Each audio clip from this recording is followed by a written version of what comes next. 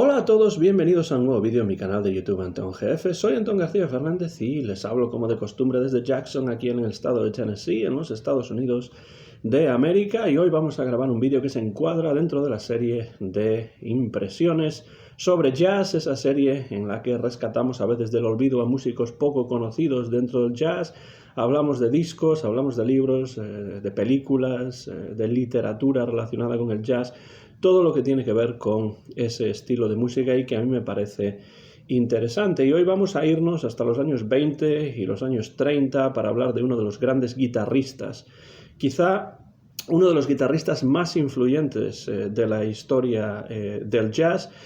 que es Eddie Lang. Y sobre Eddie Lang he escrito recientemente un artículo para la revista cuatrimestral del International Club Crosby. Soy coeditor estadounidense de esa revista, del club de fans más antiguo del mundo, que es el club de fans que se dedica a recordar y a preservar el trabajo de Bing Crosby a lo largo de una larguísima carrera, a lo largo de varias décadas, y en el nuevo número de la revista Bing Magazine, que saldrá hacia finales de este año, pues yo he escrito un artículo acerca de Eddie Lang y su relación con Bing Crosby, porque si puede considerarse a Bing Crosby uno de los grandes vocalistas de pop influidos por el jazz, no es solo por la influencia que el jazz tuvo en sus años formativos, o por el hecho de que no olvidase nunca esa influencia en su larga carrera discográfica. No fue tampoco por haber dado sus primeros pasos en el show business en la mastodóntica orquesta de Paul Whiteman, que se llamaba a sí mismo el King of Jazz, el rey del jazz, aunque en realidad era más bien el rey del jazz sinfónico, y que incluía en sus filas a numerosos solistas que tocaban en ese estilo, que eran jazzmen en realidad, como Joe Venuti, como Bix Beiderbecke, como Frankie Trumbauer y como muchos otros. Bing Crosby es un cantante de jazz porque buscó siempre conscientemente rodearse de músicos de jazz, invitarlos a sus programas de radio y televisión, aparecer con ellos en escena y en las pantallas cinematográficas. Me refiero, por ejemplo, a músicos como el que ya he citado, Joe Venuti, como el trombonista Jack T. Gordon, Jimmy Dorsey, el guitarrista Jimmy Smith, Duke Ellington, Count Basie, el trompetista Bob Scobie y, por supuesto, su gran amigo Louis Armstrong, entre muchos otros. Todos ellos son músicos de jazz con los cuales cantó y grabó y apareció en programas de radio y televisión Bing Crosby. Y entre ellos destaca especialmente, en particular en los primeros años de la carrera de Crosby como vocalista, el guitarrista Eddie Lang, que aquí tengo. Aquí aparece con su guitarra junto a su amigo y colaborador, el violinista Joe Venuti. Este es un disco, realmente una caja de 4 discos muy interesante para acercarse a la música de Eddie Lang, especialmente a las grabaciones que realizó con Joe Venuti y que influirían a muchísimas bandas posteriores, especialmente a la famosa banda del quinteto del Hot Club de Francia, de Django Reinhardt y Stéphane Grappelli. Bueno, pese a la importancia que tuvo Eddie Lang en los años 20 y 30, pese a las innovaciones técnicas y el virtuosismo que le caracterizaba, sobre Eddie Lang desgraciadamente no se ha escrito demasiado y se halla hoy en día un tanto olvidado, a pesar de que sus excelentes grabaciones a dúo con el violinista Joe Venuti se han reeditado y pueden encontrarse con relativa facilidad en CD. En este caso es una caja de 4 discos publicada por el sello británico JSP Records o JSP.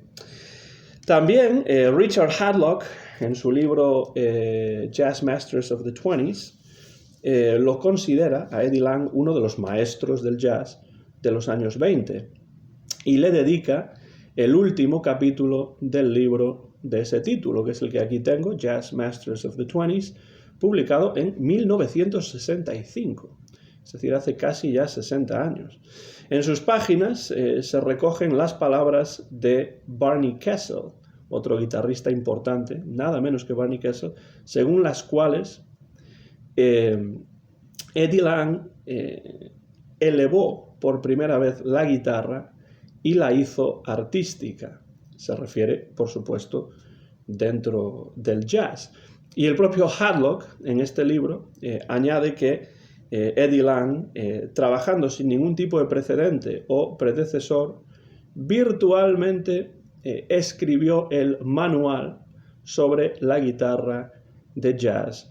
en los años 20. Esto aparece en la página 239 de este libro en el que también hay capítulos dedicados a Louis Armstrong, Earl Hines, Bix Beiderbecke, los músicos de jazz de los años 20 en Chicago, Fats Waller y James P. Johnson, Jack T. Garden, Fletcher Henderson y el arreglista Don Redman, Bessie Smith, la cantante de blues, y el último capítulo de prácticamente 20 páginas está dedicado en este libro a Eddie Lang,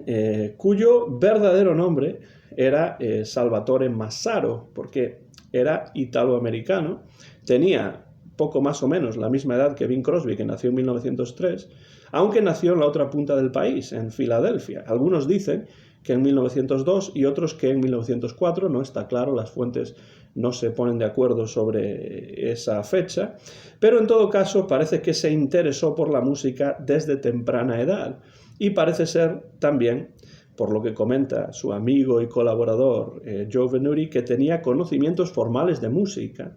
y que de niño estudió solfeggio, dice en italiano Joe Venuti. Y añade Venuti en un artículo en la revista Downbeat que estudiar solfeo era la única manera de aprender música correctamente. Bueno, el joven Salvatore, no tengo muy claro cuándo se cambió el nombre por el de Eddie Lang, se inició en el banjo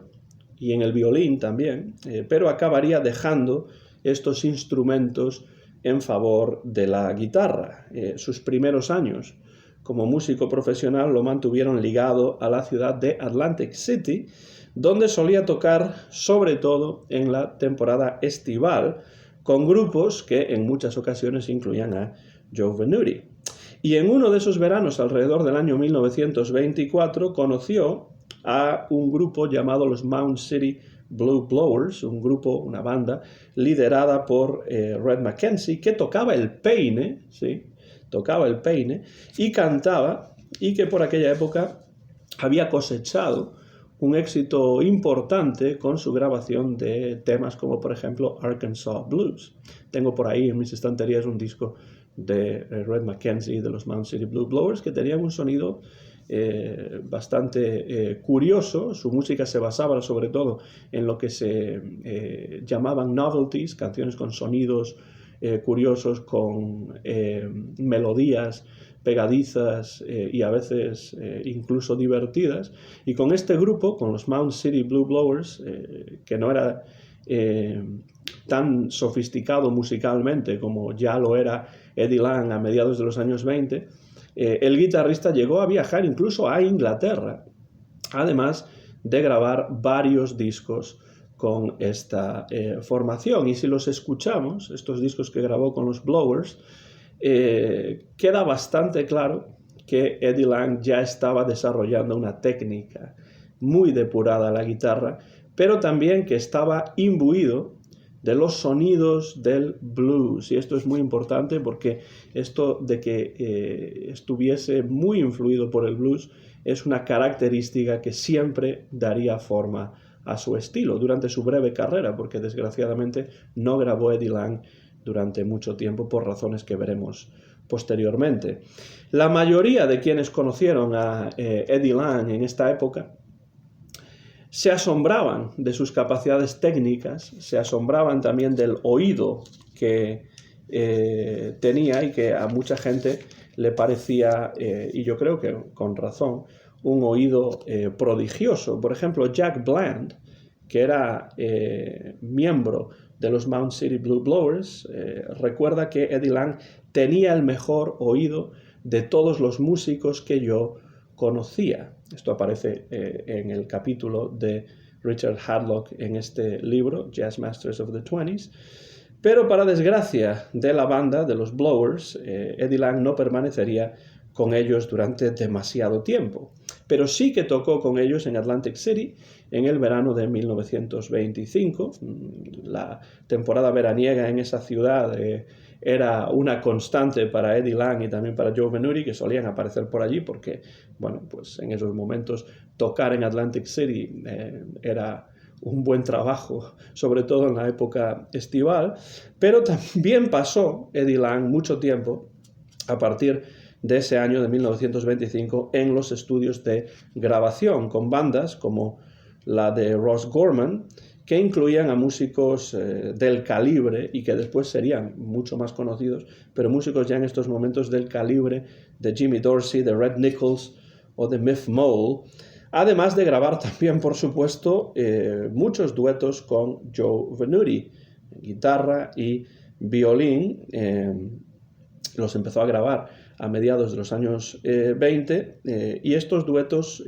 a menudo se comparan con las grabaciones que en Europa realizarían posteriormente Django Reinhardt y Stéphane Grappelli con el quinteto del Hot Club de Francia. Conviene recordar aquí, además, que con su participación en estos discos, Eddie Lang dio a la guitarra un lugar de excepción en la sección rítmica del jazz, además de realizar solos de una calidad excepcional.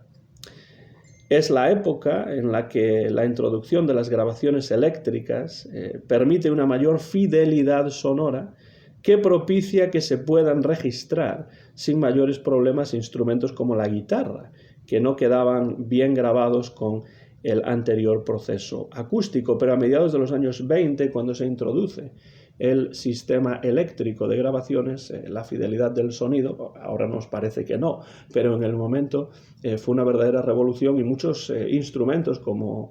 por ejemplo los platillos de la batería o la guitarra o el contrabajo, pues empezaron a poder grabarse de manera correcta. Y Eddie Lang fue uno, o por lo menos de manera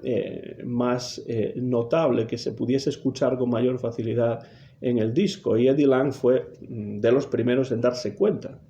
de que el micrófono podía usarse de ciertas maneras para mejorar el sonido de su guitarra en los discos. Y esto es algo que Richard Hadlock explica muy bien en este libro. En la página 254 dice: en parte, la razón de la llegada del solo de guitarra al jazz tiene que ver con el micrófono eléctrico, pero Lang fue el primero que utilizó el micrófono de una forma creativa.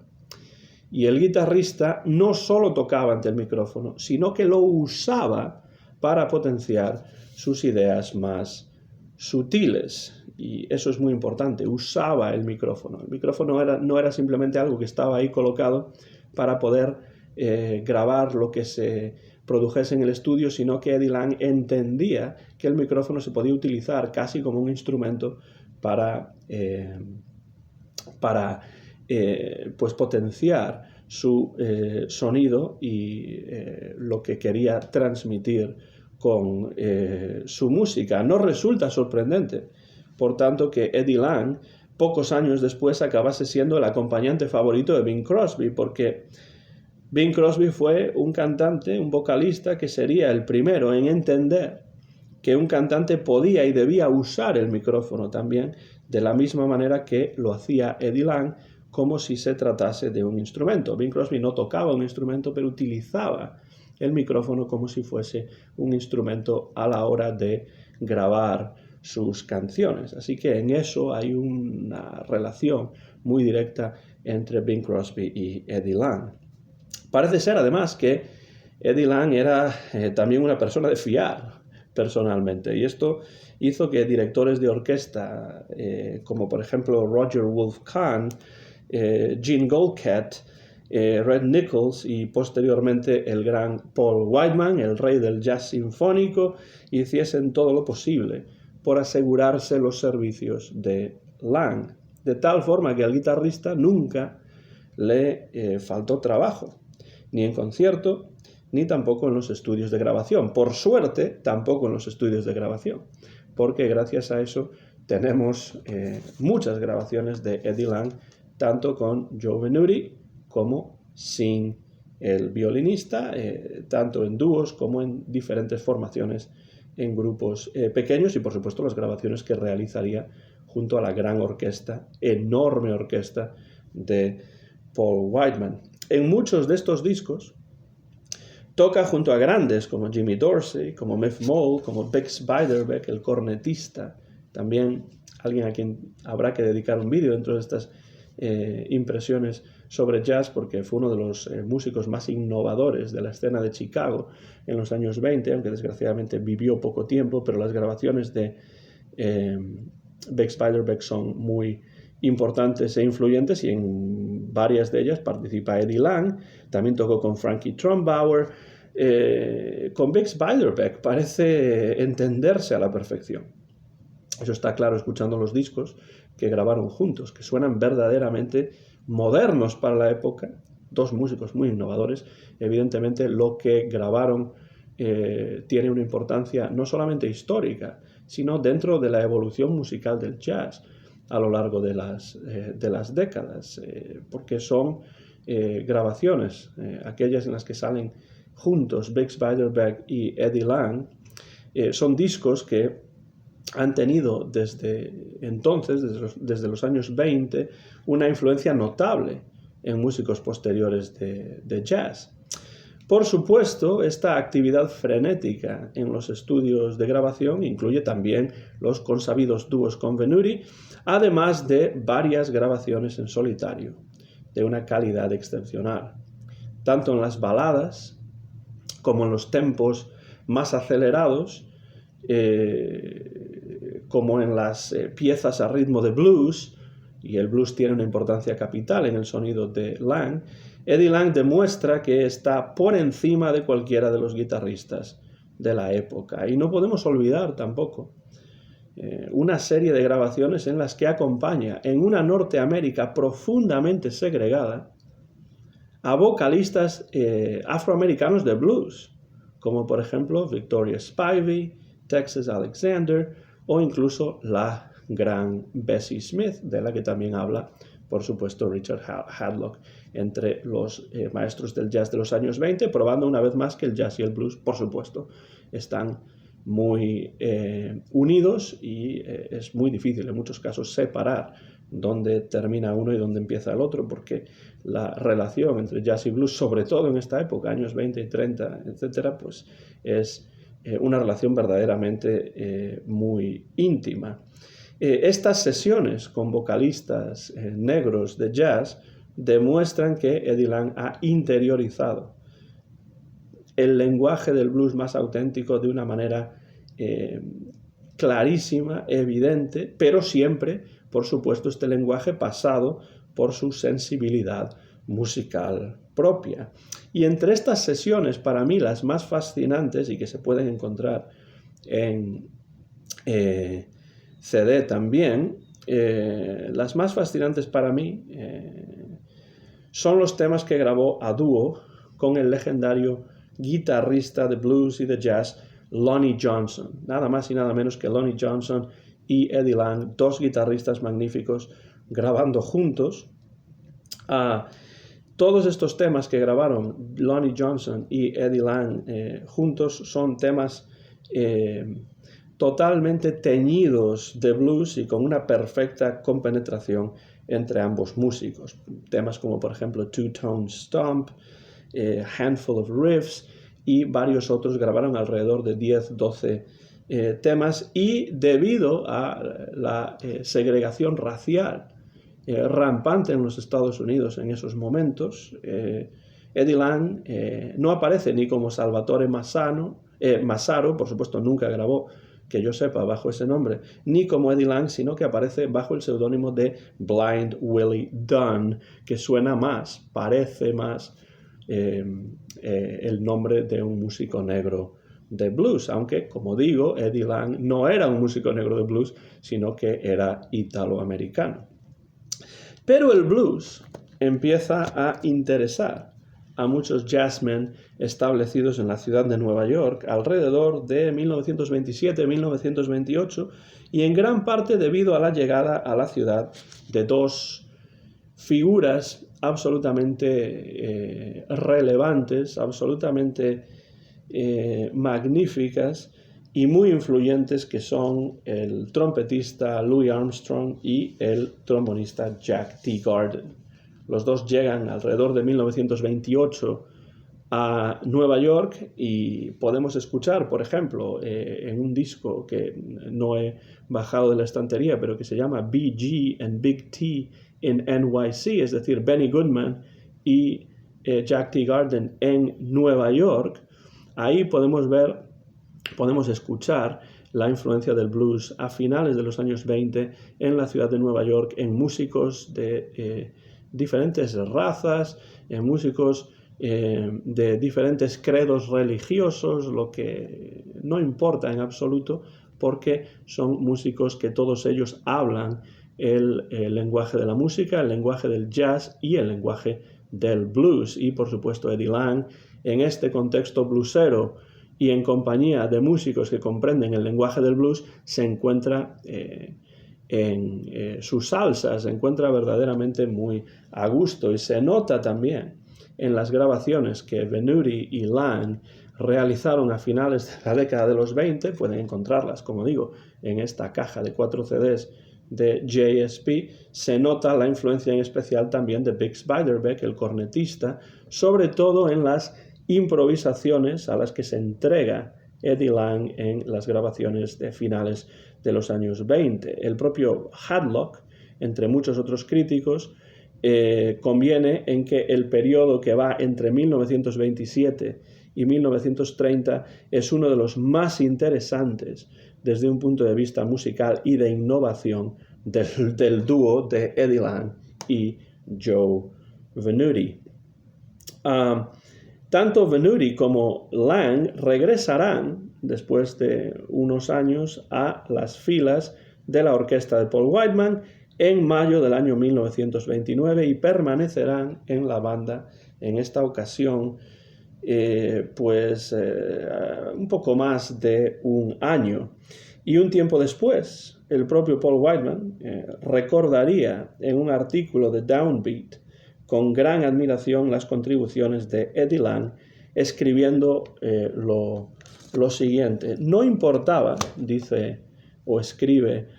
Paul Whiteman, no importaba lo complicado que fuese el arreglo. Eddie lo tocaba sin errores a la primera, sin haberlo escuchado previamente y sin ver la partitura. Era como si su espíritu musical hubiese leído el pensamiento del arreglista de forma intuitiva y supiese todo lo que iba a ocurrir. Espíritu musical, pensamiento del arreglista, forma intuitiva, supiera lo que iba a ocurrir. Todas estas son explicaciones prácticamente casi metafísicas de las habilidades musicales de Eddie Lang desde el punto de vista de Paul Whiteman, pero ya hemos comentado anteriormente que Eddie Lang de hecho tenía una cierta formación musical formal, y no era todo intuición, no era todo improvisación, no era todo metafísica, ¿no? Eddie Lang desde luego es un guitarrista de los más importantes, en mi opinión, de la historia del jazz, y fue entonces cuando vuelve a la orquesta de Paul Whiteman en el año 1929-1930 cuando empezó a forjarse la amistad entre Eddie Lang y el cantante Bing Crosby, que en aquellos momentos no era tan conocido como lo sería después, pero era una de las estrellas de la banda de Paul Whiteman como vocalista, y no tardaría en abandonar la orquesta para realizar o para iniciar una de las carreras en solitario de mayor éxito y de mayor influencia en la historia del pop. Y cuando esto ocurre, cuando Bing Crosby deja la orquesta de Paul Whiteman en 1931, Eddie Lang se convierte en acompañante exclusivo de Bing Crosby, lo cual nos da una idea de la admiración que el cantante sentía por el guitarrista.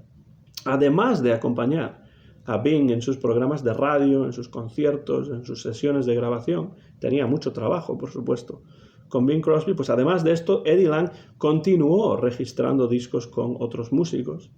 como por ejemplo, por supuesto, Joe Venuti, que es una presencia constante en su carrera, o el grupo vocal de las Boswell Sisters, las hermanas Boswell, que tendrían importancia dentro del jazz vocal en los años 30 y 40, en unos breves años de una actividad verdaderamente frenética. Los discos de Bing Crosby en los que aparece Eddie Lang suelen estar entre mis favoritos de estos años iniciales de Crosby, de los años 30, y la presencia del guitarrista tiene muchísimo que ver con ello. Por ejemplo, en el tema Please del año 1932, que Bing Crosby interpretó en la película The Big Broadcast, las notas que toca Eddie Lang subrayan la súplica del cantante de forma mucho más efectiva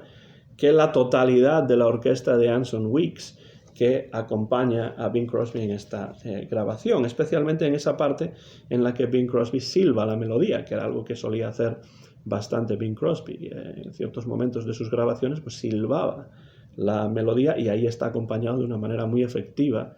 en ese pasaje por la guitarra de Eddie Lang. Por cierto, que la canción Please se dice que fue una de las canciones que, con su juego de palabras en la letra, entre please, por favor, y please, como peticiones, súplicas,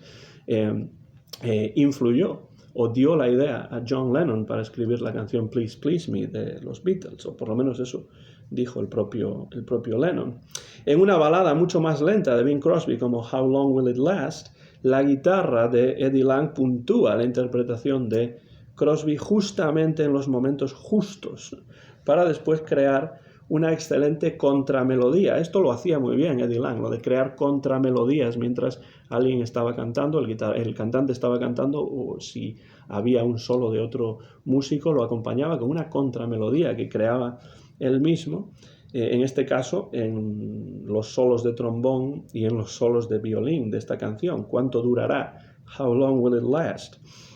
La introducción de Here Lies Love, aquí está el amor, aquí yace el amor, es prácticamente un dúo entre Bing Crosby y Eddie Lang, y a mí por lo menos esto me hace desear que hubiesen grabado algún tema, solo ellos dos, sin ningún otro instrumentista. Esto no ocurrió de forma comercial, no era algo muy típico en la época, pero lo más cercano son las interpretaciones de las canciones Dinah y Please, incluidas en la película The Big Broadcast. Y ahí, si ustedes buscan esta película, que por cierto creo que en estos momentos está disponible en YouTube en versión original en inglés, pues ahí pueden escuchar esas canciones cantadas por Bing Crosby y simplemente con la guitarra de Eddie Lang. Nos da una idea de lo gran músico, lo gran acompañante que era el guitarrista de Filadelfia. Pero, por desgracia, esta asociación musical entre Bing Crosby y Eddie Lang no duraría demasiado y se cortaría en seco debido a la muerte prematura e inesperada del guitarrista en el año 1933, víctima trágica de una operación de amígdalas de cuya anestesia Eddie Lang ya nunca despertó. No cabe duda de la admiración que Bing Crosby sentía por Eddie Lang, y en su autobiografía Call Me Lucky, que aquí tengo, esta es una reedición de Call Me Lucky, libro escrito a partir de unas entrevistas de Bing Crosby con Pete Martin, pues en este libro le dedica un buen número de páginas elogiosas y queda claro que sentía una enorme admiración por Eddie Lang. Dice, por ejemplo, Crosby que en la opinión de todos los guitarristas de la época y de muchos otros desde entonces, era el mejor de todos. También recuerda la importancia que durante un breve periodo de tiempo Lang tuvo como su acompañante personal. Dice, cuando estábamos de gira, Eddie era mi acompañante. Subía al escenario conmigo y se sentaba a mi lado, meciendo su guitarra en el regazo como si fuese su querido bambino. Interpretábamos la mayor parte de nuestras canciones solo con esa guitarra. Realmente me gustaría que sobreviviesen grabaciones de esos conciertos, pero desgraciadamente no es así. Continúa Crosby, de vez en cuando permitíamos que los violines de la orquesta entrasen al final, o quizá los usábamos en el medio de la canción como apoyo, pero básicamente mi acompañamiento era la guitarra de Eddie. Crosby admite en esta autobiografía que aquí tengo en la mano que el fallecimiento de Eddie Lang fue un golpe muy duro también en el terreno personal, porque perdía a un amigo que además estaba casado con una de las mejores amigas de la esposa de Bing, Dixie Lee, y además fue el propio Bing quien, sabiendo que tenía problemas de amígdalas, Eddie Lang le recomendó que se operase y desgraciadamente no salió de esa operación. En la página 92 de esta edición de Call Me Lucky, Dime que tengo suerte, el título o Llámame afortunado es el título de esta biografía de Crosby del año 1953, rememora el momento de la muerte de Eddie Lang y dice, fue un duro golpe, no solo perdí a un compañero valioso en el mundo del entretenimiento, sino que también perdí a un amigo personal muy querido, un amigo con quien me divertía y que me fue leal durante todos los años en que nos conocimos. Desde luego, la influencia de Eddie Lang sobre Bing Crosby resulta evidente más de una década después de la muerte de Lang. De hecho, más de una década, prácticamente 2 décadas después de la muerte de Eddie Lang, porque en las sesiones para un disco titulado Musical Autobiography, la autobiografía musical de Bing Crosby, donde regraba con un grupo pequeño de jazz algunos de sus éxitos y además los introduce los presenta hablando de ellos antes de cantar, pues utiliza como guitarrista a Perry Botkin, que era un guitarrista verdaderamente muy influido por el estilo de Eddie Lang. Desde luego la muerte de Lang fue una verdadera tragedia, no solamente para Crosby, sino también para el mundo de la música en general, para el mundo del jazz en particular, y prácticamente todos los guitarristas que siguieron a Eddie Lang, prácticamente todos los guitarristas que vinieron después,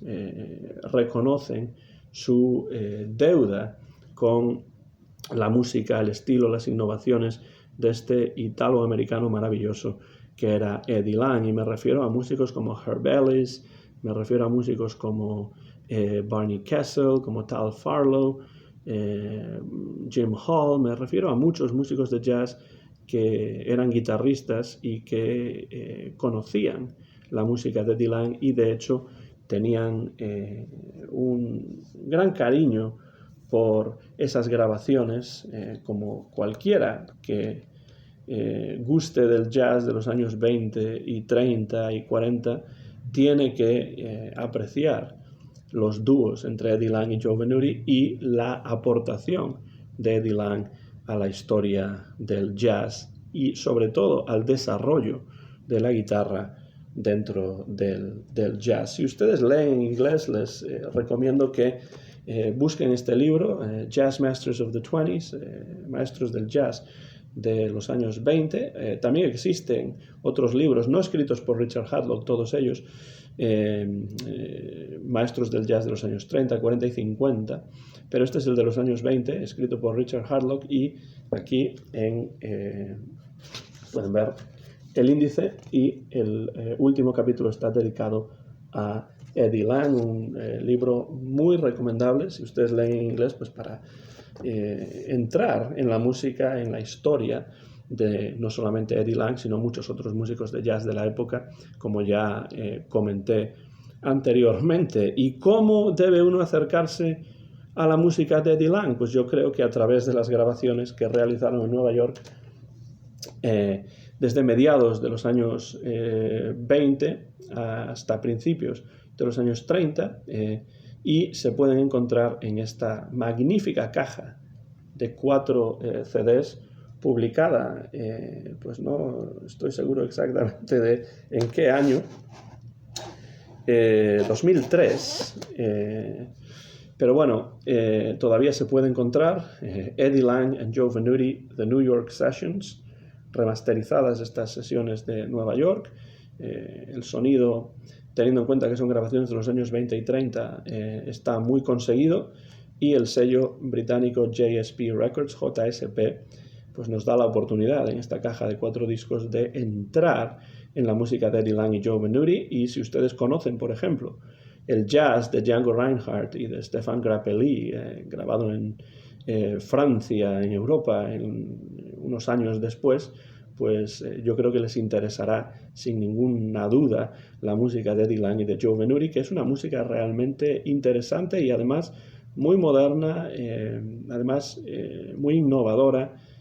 muy influyente en esta época. Y gracias a las grabaciones eléctricas que se introdujeron a mediados de los años 20, pues podemos escuchar en todo su esplendor, o en todo el esplendor que era posible grabar y preservar en aquellos momentos con la tecnología que había, la música de Eddie Lang y sus contribuciones al jazz. Algún día, por supuesto, tendrá que haber una entrada dentro de esta serie de impresiones sobre jazz dedicada a Joe Venuti, cuya carrera pues también intersecciona con la de Bing Crosby en algunos momentos. Les recomiendo vivamente la música de Eddie Lang, la música de Joe Venuti, y no sé si ustedes conocen a Lang o no, pero si lo conocen, dejen comentarios por la parte de abajo de este vídeo y díganme qué les parece Eddie Lang como guitarrista, cuáles son las grabaciones suyas que más les interesan,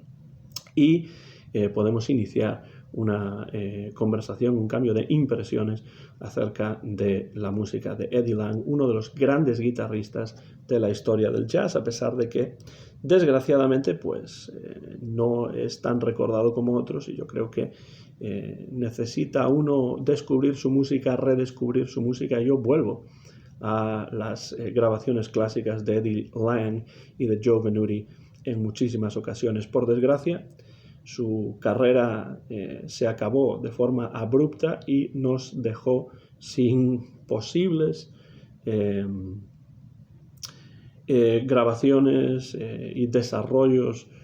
posteriores que podrían haber tenido lugar en su estilo y que, por supuesto, nunca conoceremos, pero su legado es importantísimo y sin duda su influencia se deja sentir en muchos otros músicos de jazz, guitarristas que llegarían posteriormente a la escena del jazz en décadas subsiguientes. Eddie Lang, uno de los grandes sin duda de la historia del jazz. Les animo a que se acerquen a su música desde aquí. Y termino de esta manera este vídeo dentro de la serie Impresiones sobre Jazz. Soy Antón García Fernández, mío es el copyright de este vídeo que grabé a mediados del mes de septiembre del año 2022 en directo, sin ningún tipo de cortes, en Jackson, en el estado de Tennessee, aquí en los Estados Unidos de América. Muy pronto van a poder ver este vídeo en mi canal de YouTube, Antón GF. Como siempre, muchísimas gracias por los comentarios, muchísimas gracias por el interés que demuestran en los vídeos del canal, y nos vemos muy pronto en mi canal de YouTube, Antón GF. Gracias y hasta la próxima ocasión, a ritmo de jazz.